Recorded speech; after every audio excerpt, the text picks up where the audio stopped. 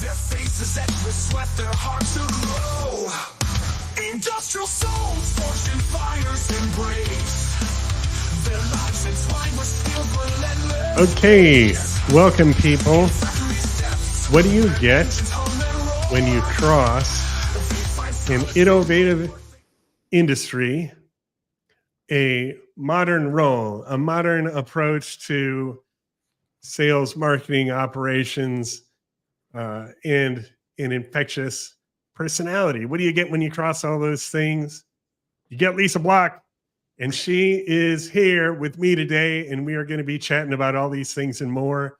So hang on, because things are about to get industrial.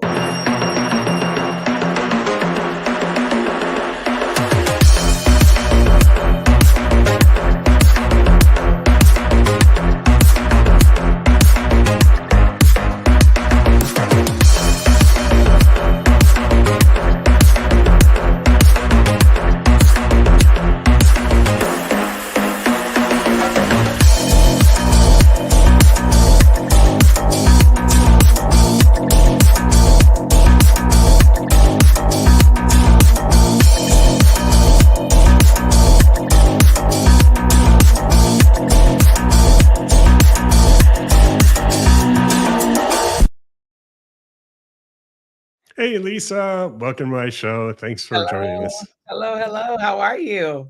I'm good. How are you? I'm amazing, but I'm now awake after that music. Listen, I should have had like on a little leather motorcycle jacket or something. I know. It's awesome. I love it.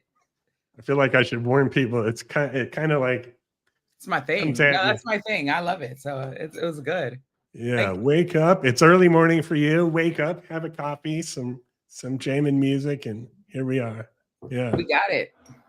All right. So thanks for joining me. Why don't we start out where we usually start out, which is tell me about yourself. Tell me about your journey to Chief Revenue Officer at Hybrid Manufacturing and what brings us here today. Oh, wow. Who am I? I am Lisa D. Block. I am the Chief Revenue Officer for Hybrid Manufacturing Technologies Global. I am also a board member for Women in 3D Printing. I am in charge of all of the sales and marketing efforts. We have a global team in every corner of the world, from the Netherlands to the UK to Peru to Ecuador to Texas is where our headquarters is, and I'm in Southern California. So it's amazing. Oh, wow. Yeah, I'm in SoCal. Listen, so it's super early for you. Yeah. That's okay. It's par for the course. It's hence the global in my title. Right? I'm used to it, and it's not new for me, and it's just been a great dance into the manufacturing sector. So I love it. I didn't start in manufacturing. I actually started in automotive design, and then I transferred to education, and then parlayed into fashion with visual merchandising. And so it was super cool to be able to touch all those industries. And it's so funny, like all of those industries in some way, shape, or form utilize 3D printing as a part of their process. And so that's how my boss kind of found me, and that's how I ended up here. So yeah, you've kind of had a lot of different types of experience, which is cool. Yes. So like, what are some things you would say maybe that are surprising, or maybe would be surprising to me, not to you probably, where like those different industries and what you're doing now with hybrid and the additive manufacturing, where they touch, where somebody might not expect it? Oh, yeah. I think that especially now, like I told you, I just came back from IMTS, seeing how many industries are utilizing 3D printing. I don't think I even realized it. I don't want to be cavalier and act like I just knew that all of these industries touched each other. I didn't. I put all of the different processes and things like that I had been involved in on my resume. And one of them was assisting the department that did these 3D models of automotive concept cars for car Yeah. shows and things like that. Hmm. And I had mentioned 3D printing a couple of times in that role because it was the most emphasis in that role. And my boss was like, Yahtzee. And he said, listen, I got to show you something really, really cool. And as you know, you and I have discussed that, just at my very core, I'm just kind of a builder, and he wanted to do something cool and thought we could do something cool together. And so my goal and my job has been to kind of continue growing the company, shaping the culture, helping us become as awesome, and helping everyone know how awesome we were. I was Yeah, absolutely for sure. fascinated with what my two co-founders had done, what I believed the technology was capable of, and I was like, you give me a challenge, and I'm all excited about getting my hands dirty, right? And that's just from my genesis. I've been in the workforce since I was 16 years old. We'll talk about that later. And so I really had to be the person that could just figure things out. And I'm grateful that challenge has also been a benefit for me and pushed me into um, the workforce. So here I am. Yeah. Yeah, that's cool. I think it's cool that I mean, additive manufacturing is newer in terms of industrial things. Like, I mean, there's some industrial things that have been around for a jillion years, but this is definitely a newer technology. And I think actually your company's uh, kind of approach to additive is one that was a new kind of approach also for me Yes. when I heard about it. So why don't you tell us about exactly how you guys bring your unique angle into manufacturing with additive manufacturing? Yeah, well, I mean, at very minimum, I told you I was in fashion. So for me, everything is all about the accessories, right? So, which I have on none, but that's okay. All about the accessories. CNC machinists all over the world know the struggle of making a mistake when they're working on their projects, whatever it is they're milling. They bore a hole in somewhere that shouldn't be, or whatever, or they look at a part and they go, wow, if this had blades here, or if this had this kind Right. of feature, that would be awesome. And so essentially what my co-founders did was come up with a technology that allows the CNC machinist to utilize additive manufacturing right within their CNC machine. So we are industry recognized as the pioneers in developing that approach, where we add additive manufacturing attachments to the existing CNC mill. And now we've expanded to CNC machines, robots, gantries, you name it. If it has vertical spindle, we could probably retrofit it so that you're able to utilize additive manufacturing in your CNC. So it was super cool. It And is. yeah, the last industry my family thought I would get into, and it has been the one that made my heart sing the most. So shocker there, right? Yeah. I Yeah, want to hear more about the singing heart, but also I just yeah, want to talk about what you just said, yeah, which is I think super cool that because I think of traditional milling and manufacturing CNC operations as yep, subtractive, right? Obviously, you yes, start with a big block, you make a little block, yes, and then you, I think of additive manufacturing as kind of a separate process of building, yes, but what's really unique is that you bring additive manufacturing into the subtractive yep, process. So now it's like you can add and you can subtract in the same kind of machine, more or less, right? absolutely. The best of That's, both. yeah, Absolutely. that's, Yeah. so how do you even do that? Like so what do you have to do to a regular CNC machine to Well, give it the additive capabilities, or is it a well, whole new machine? it ends up being a whole new machine, but you don't lose any of your CNC functionality, and that's very important for people to understand. You don't lose your capabilities at all. Maybe a little bit of the stroke on your Z axis, but you don't lose any of your capabilities. You maintain everything you could do before the the CNC was retrofit. I'm not going to pretend to tell you that I can have a conversation about the PLC wiring and all of that stuff that's required. But what I can tell you is we have incredibly gifted guys, and make sure that, you know, the CNC maintains its integrity and all of its functionality while adding the additive benefit. And we have tons of options for a small job shop all the way up to large scale production house. So it just depends on what it is you're working on, and what your budget is. And then you can have, the sky's the limit, right? You can start at 200,000 and you can just climb right on up to 7 million. It's all available for you. And I'm happy to help you get there, right? Yeah. Absolutely. Yeah. But it is the best of both. It really is. Yeah. I mean, I think that's pretty cool. Right? I mean, in and of itself, additive is revolutionary, but then bringing it right into the existing subtractive, it's kind of like you can make anything at that point. You could, and you can undo your mistakes if you make a mistake, right? You said that before. Yeah. So the undo button. Sophisticated Control Z, right? Yeah. I mean, I think that's pretty cool. Now, you had just, something you said was that, you know, doing this kind of marketing in this kind of industry, in your kind of new approach in a new industry, made your heart sing. So tell me about that. What about it really gets you going? Well, I think it's the people. I think the gift of learning how to do things in a new way. And I don't necessarily want to say new as in it's never been done before, but the approach is new.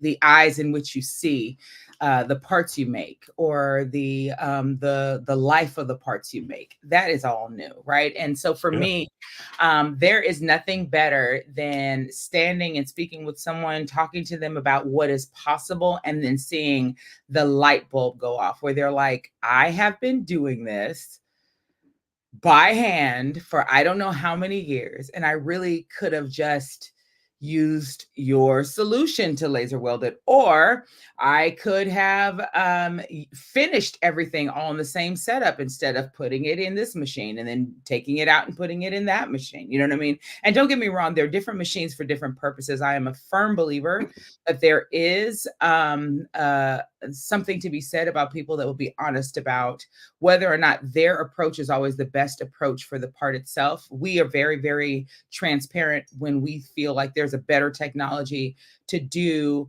what people want to do. But that part of it, that very communal and collaborative part of it, I love that part of it. Yeah, for sure.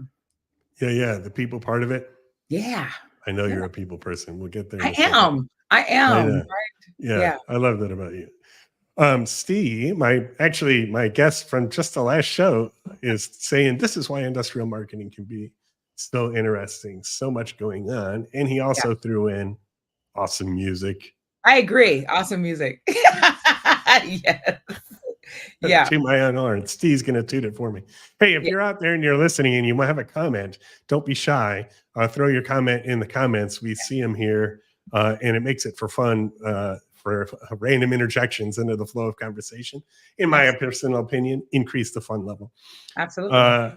He's saying this is that industrial marketing has so many different facets, and I have talked about this a lot, and you have talked about it too. And I think that's one of the coolest things about doing what we do. Something that's different.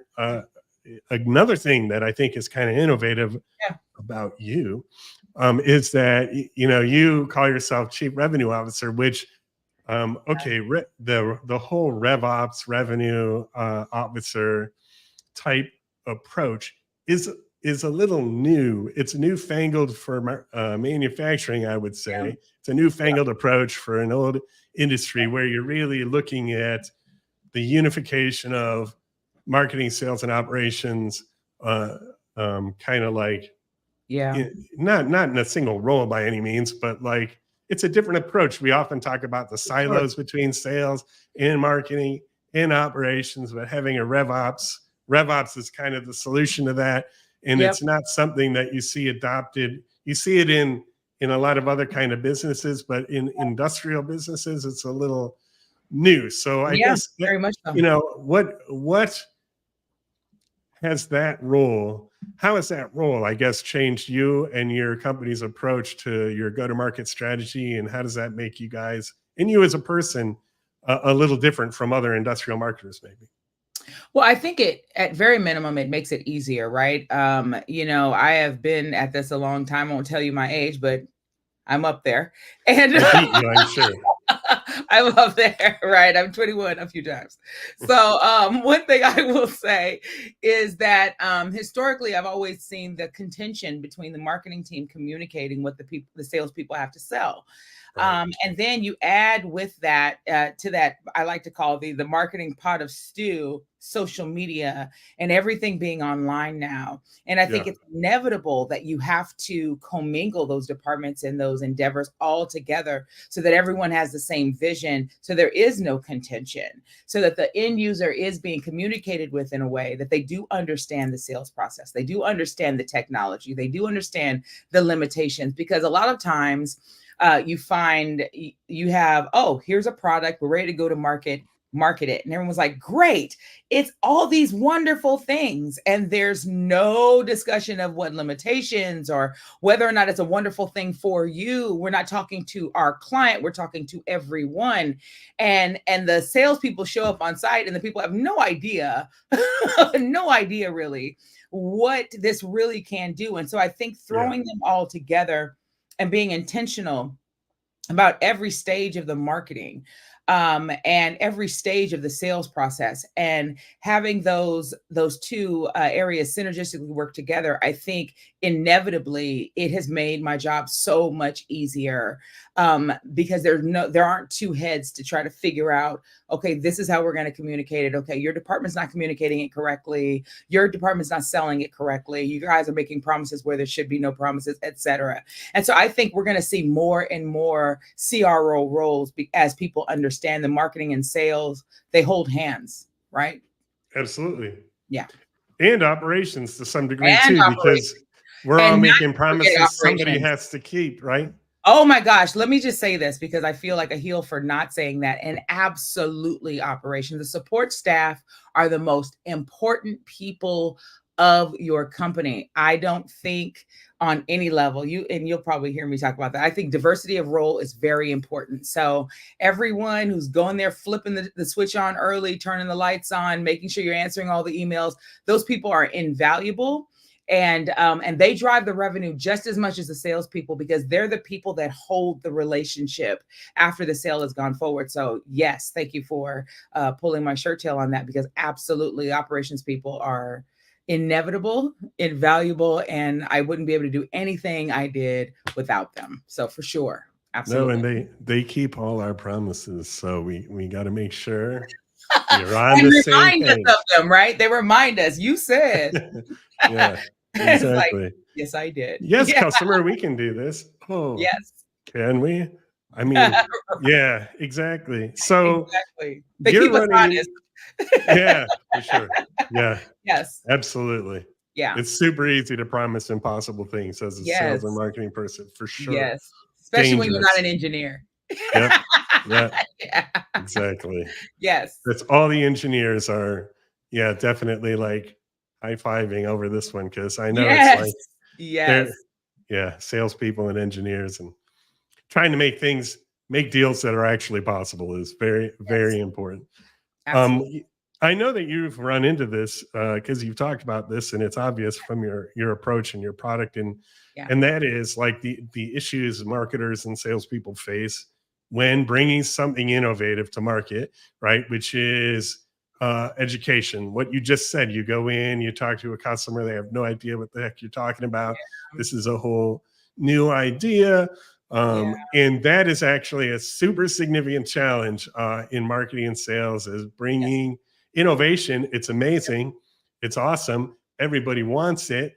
When you present it though, as a marketer, it's hard. It's actually an obstacle, because you're like, nobody knows what the hell we're talking about. They don't Yeah. realize they want this. What is, for other marketers listening out there, what is a tactical example of something that's working for you today that you're doing, something more granular, that is a tactical example of something that's working in trying to take a new product and educate customers about it, and help raise that awareness or generate that demand or whatever keyword phrase you want to use Yeah. at the customer. Something tactical that's working for you. I think is just what you said, not being afraid of education. I think sometimes we are so excited about showing people the bells and whistles and all the exciting things the technology that can do, that we skip over the fact there are some people that have no idea what this technology is capable of. And so I think taking some of your marketing efforts and being very elementary in your communication of it has benefited us a lot, because a lot of CNC machinists that will, because a lot of times people don't like to admit this, but I know in our wheelhouse, absolutely the machinists are the ones that go, we need to try this, or I don't want it anywhere near my CNC. It's one or the other, right? Right.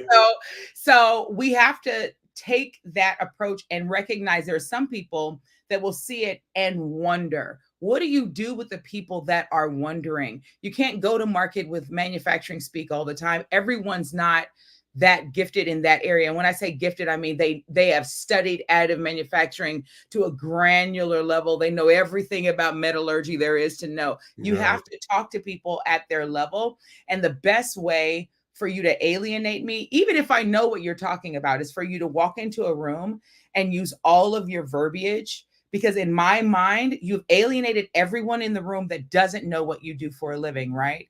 So Right. we have taken that approach in our marketing, where we want to be very, very educational in nature and talk to people as if they've never heard about additive manufacturing before. And it is not unheard of for us to put something up and for me to tell the marketing team, that's a bit too ambitious, pull that down. We need to say this or that, or we need to do a clarifying post or whatever, so that Right. people always feel that door opening. Another thing is we invite people in to ask questions. So we're not saying come in and buy our systems. We're saying, hey, if you think this is something you want to explore, we'll make ourselves available for you to just have a meeting and ask us questions. And that's how 75% of all of our transactions go. It's just them wanting to know what it is, whether or not it fits for them. Right. So a combination of knowing your customer, speaking their language, not talking kind of like new industry jargon that they may not get because it's a new concept, and I guess having a foot in the door, like starting to build relationally, make sure you're accessible Yeah. for questions or demos or things like that. Is that Yeah. what you said in a nutshell? Did I That's catch it? it.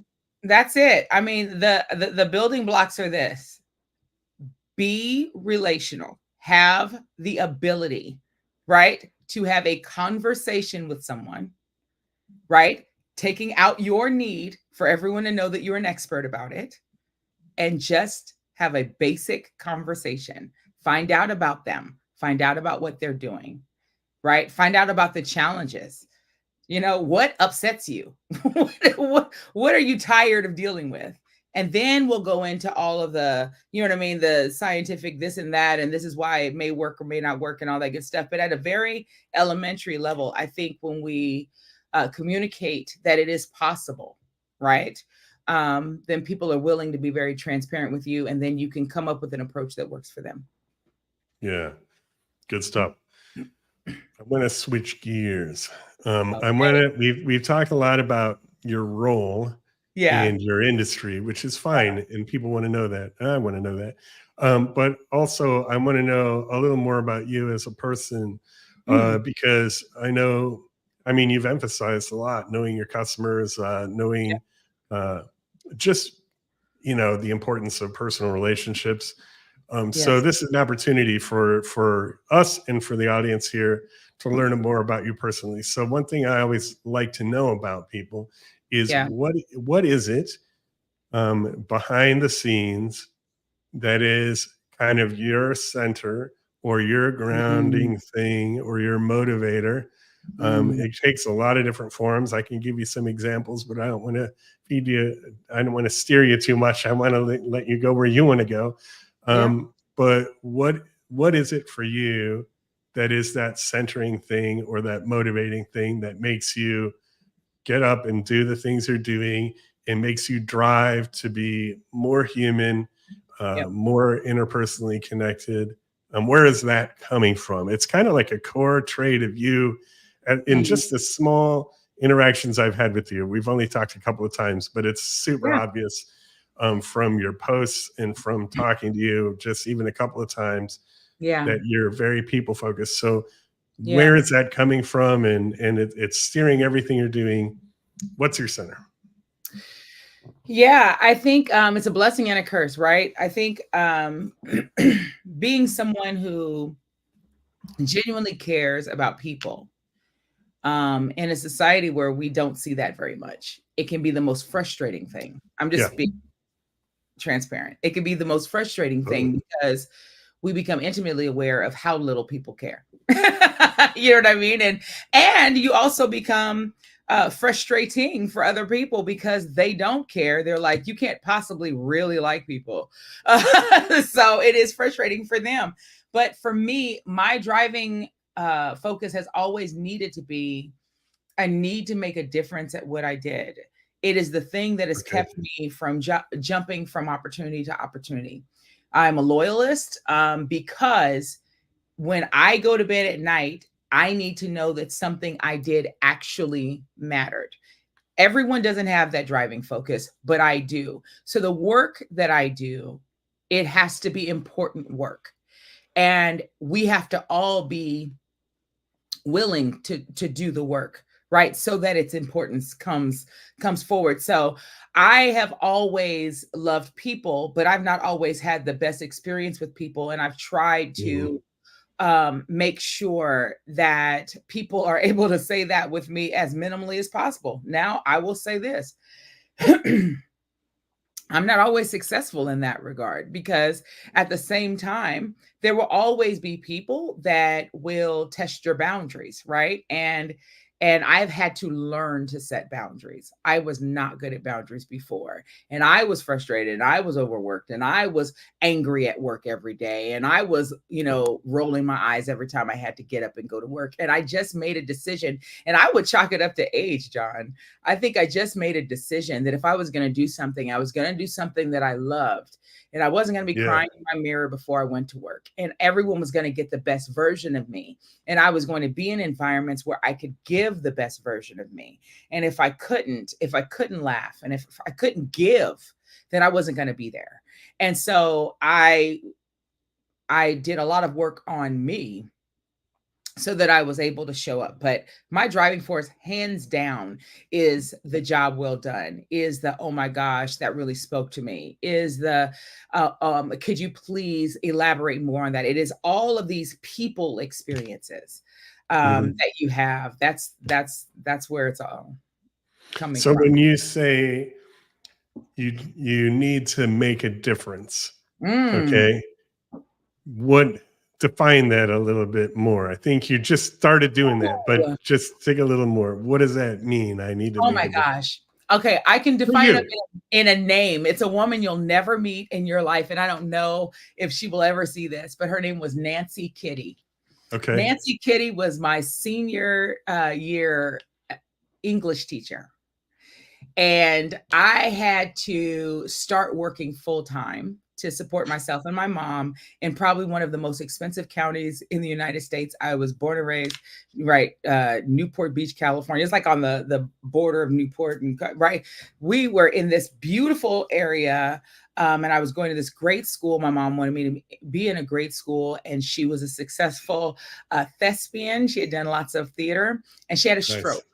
She had a Oh, stroke. My mom, divorced from my dad, she all she knew how to do was sing. And so she made it work, but she had a stroke, and I was forced into the workforce, and I was slipping. yeah. And Miss Kitty created a 0 period class for me so that I could do all of my work at the crack of dawn, right? Because she noticed that I was sleeping in her class. Mm, And a lot of people would have seen that and said, she doesn't care, she's yeah. not interested. But it was this woman who, no one has ever asked me this question. Oh my gosh. Okay. Take a breath.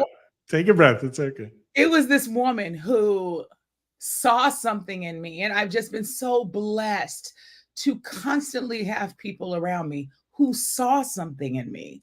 And she was like, okay, you need to stay after class today. I stay after class and she goes, what's going on? And I said, I'm working full time. I'm doing data entry and this and that. And they're trying to encourage me to go to another school so that I'll just graduate in the summer. And she was like, absolutely not. She was like, you are more than this and you can figure it out. She was like, so you come at 6 o'clock in the morning if you need to. I'm always here every single day. And you sit in my class, you make up your work from all of your classes. And she said, you grade papers for me and you'll be my teacher's assistant at 0 period. And she did everything in her power to help me while I was working at night and going to night school on the weekends to make sure I walked across the stage when I should have. And I was in a school. And this is central to my story. I was in a school where I was one of 6 minorities, not Black people, minorities, period. Yeah. 6 people. Okay. Yeah. And then eventually, we go on and the school grows and it gets more diverse or whatever. But at the beginning, it was just us, right? And it was always this pushing of, absolutely not. You don't get to make excuses. I'm sorry. It would be nice if you could just be sad about what's going on. You have time to be sad later. Today you have to work. And she pushed me in a way that at the time I was like, what do you care for anyway? But that caring instilled something in me between her and my mother, just having constant people that said, you can do this. It's hard and you're built to do hard things. People do hard things every single day. That driving force right there instilled in me a promise that I would always be, whether people could accept it or liked it or disliked it, I would always be someone who tried to bring out the best in any environment I was in because they didn't have to pay attention. And I don't know if people like to admit this, but parents don't have to pay attention either. And I had amazing parents. So I think just knowing that, just inherently, I was built to walk into a room and care about the people that were in it, even if they weren't willing or capable of caring about me at that level. It's just always been there. Yeah. That's an amazing story. That is amazing and inspiring. And I could just see like John, we're going to talk about this later because we didn't say passion we're going to talk about things that almost make you cry. You're just being, I'm just trying to find out who you are. Thank you for sharing that story with me and with everybody else here, because actually topics, things like this have come up before on the show in different forms. This concept of you don't have to be everything to everybody all the time, but in your life, there's opportunities like on your chart where you hit an inflection point in someone else's life. Okay. You're at an inflection point of someone else's inflection point. And you can push on that or ignore it or make it better or make it worse. And sometimes those little opportunities, like this teacher looking at you and asking instead of assuming, and then caring instead of not caring, and investing instead of forgetting, has changed you as a human. Oh my gosh. And screaming the loudest at my graduation. I mean, she was louder than my mother. She did everything, but she danced in a circle. She was just super, super excited about it. And yeah, so, and it's crazy because these people will impact you and you will never see them again. I've looked for her. I've never seen her again. But maybe she'll find this video out there. Hopefully, right? But she absolutely made such an amazing difference in my life, for sure. That's awesome. And I am really glad and feel privileged you got to share this story with Yeah. me, and I got to hear it. Yes. So yeah, thank you. No one else has heard about Miss Kitty, so you're special. Yeah. I'm honored. I'm honored. Yeah. Yeah, that's awesome. That's Yeah. exactly the kind of thing I want to find out Yeah. about you. So thank you. Thank If you. people are looking for you and they want to get a hold of you, what's the best way for them to get a hold of you? Shoot me an email. My name is lisa.block@hybridmanutech.com or lisa.block@hybrid-am.com. And of course, we'll be watching for your content on LinkedIn. I know you're not super heavy on LinkedIn, but it is good to I'm see you. not. I'm going to get better. I'm going to get better. I have to. Can't do everything. I say, I say things when I have something to say. Yeah. Well, You know what I mean? So I got to set a bell or something. But yes. Yeah. No, it's all good. Lisa, thanks for being on the show, and thanks for telling us about your business and your past. Awesome. See you out there. Yeah. See you soon.